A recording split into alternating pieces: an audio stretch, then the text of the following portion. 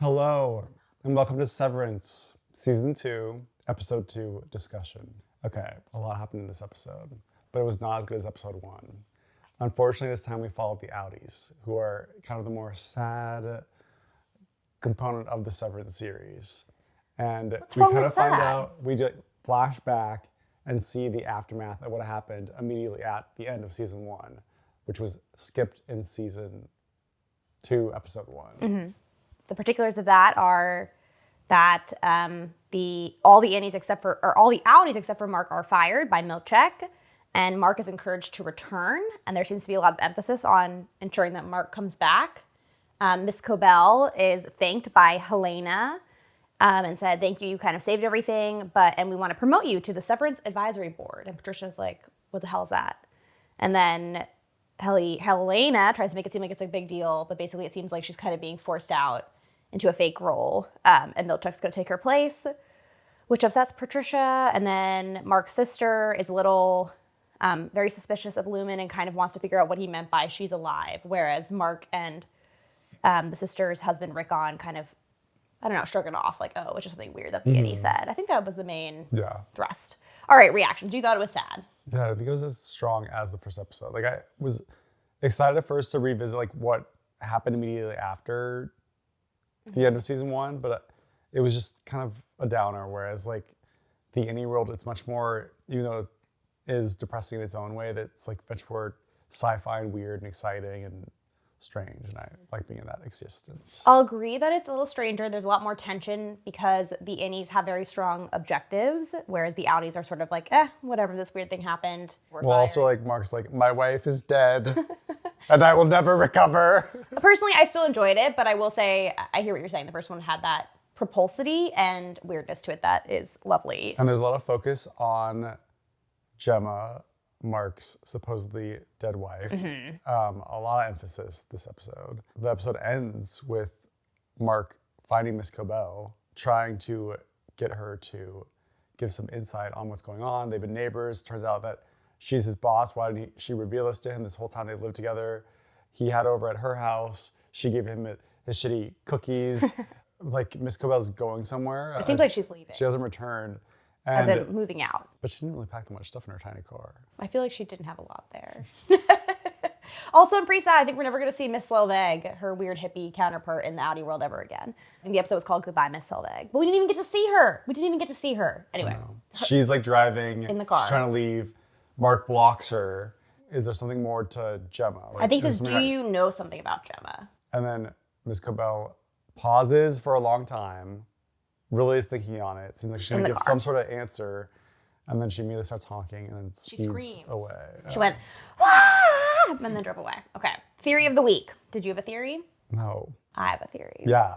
Last week when we were watching, a friend of ours said something about clones and, what if these other employees are from like a long time ago, like years and years in the past, brought back to life. And I was sort of like, I don't understand. But this week when we rewatched a snippet of episode 1, we looked at the painting, which was Keir forgives his betrayers, and something about pausing on that frame kind of made me think, okay, all these other employees were brought back to Lumen, and then Mark doesn't like them, so they're all let go. And it seems like 2 of them were laid off. One is an old guy who thought he was retired, forced to come back to work, and one was from another country.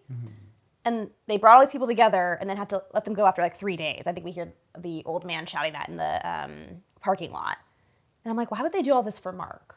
Just for Mark? I don't understand. And then it occurred to me, what if there's something about cloning at play here? What if this company Lumen, founded by the famous Egans, probably by Keir Egan or whatever his name might be, this mythical man, a Steve Jobs, if you will. But even last season, it was like Miss Cobell seemed to be personally interested in making sure that Mark was okay. And she seemed very invested in Mark, and she had a shrine to Keir. And so I was just like, what if we could clone people like Steve Jobs? What if we could recreate them in the flesh? And what if what if Mark is a version of Keir Egan and they're trying to recreate the conditions so a titan of industry can emerge once again and shepherd Lumen into the future? So that's my theory. And to tie into that, and what I think supports that theory is our theory of last week, was that Helly R was actually, when she's like back in the innie world, she's actually still her outie self. Right. And in episode 2, we get much more insight. We see Outie, is her name not Helena. Outie Helena. We see Outie Helena reviewing footage of when Helly R said goodbye to Mark before they went on their mission at the end of season 1, and how Helly R goes up and kisses Mark. And we get like this, like, at first you think you don't really know how Helena's gonna react, but then there's like a super like close up on her eye, like she's like fixated on watching this. I think she even rewinds it and watching it again. In the moment, my interpretation was this is a woman who's never experienced love, and she's envious and is happy that her innie has found this moment of connection and wants it for herself, which would motivate her maybe to go in as Helena. But then now I think maybe it's because it's a weird incestuous kiss, and she's like, oh, what the hell's going on here? And that would explain like how when they hugged in the last episode when she got off the elevator, how she kind of was like, it's like her great grandfather. She like looked him up and down. She like checked him out. They hugged. It was really uncomfortable. I get it, but she was like observing him and like I don't know. Or it could be maybe it could be a brother that died, which would also be kind of weird.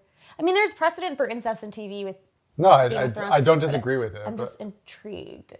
Her father, her grandfather, Helena's grandfather, who was a board member, came to her when they woke up as their outie selves at the end of last season, which is what we saw at the beginning of this episode. He said to her, you are a feted moppet, which means like dirty child. So... rotten child. Oh. All right. So next segment. Let us know if you think that theory has any weight or if you think it's insane.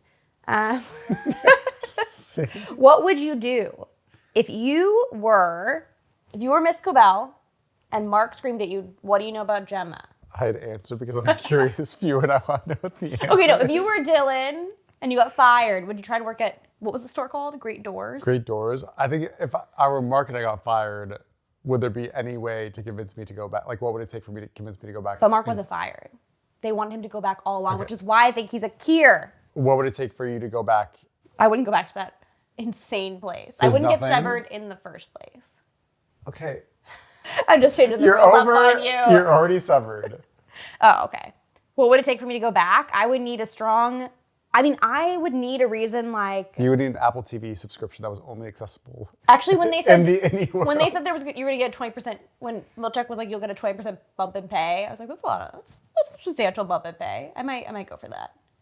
Because I don't know what's going on the inside, so I don't know how bad it is. But if I thought it was as bad as Mark Innie claimed it was, I would be very concerned and I would need proof. Like I would need my Innie, I don't know. I would need proof that it was safe.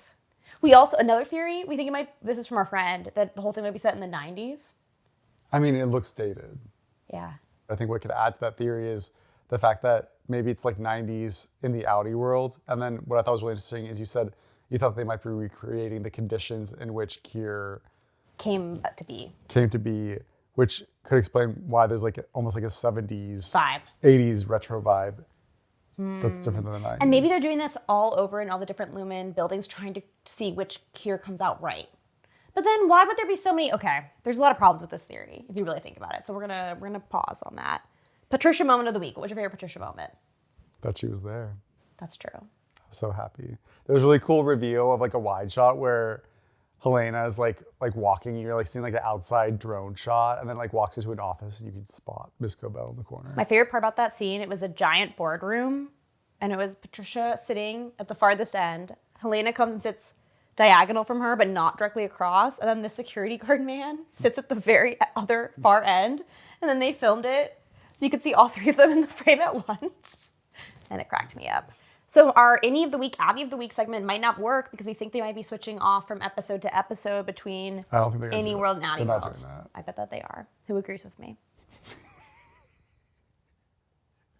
I think they are because it recreates... Show of hands.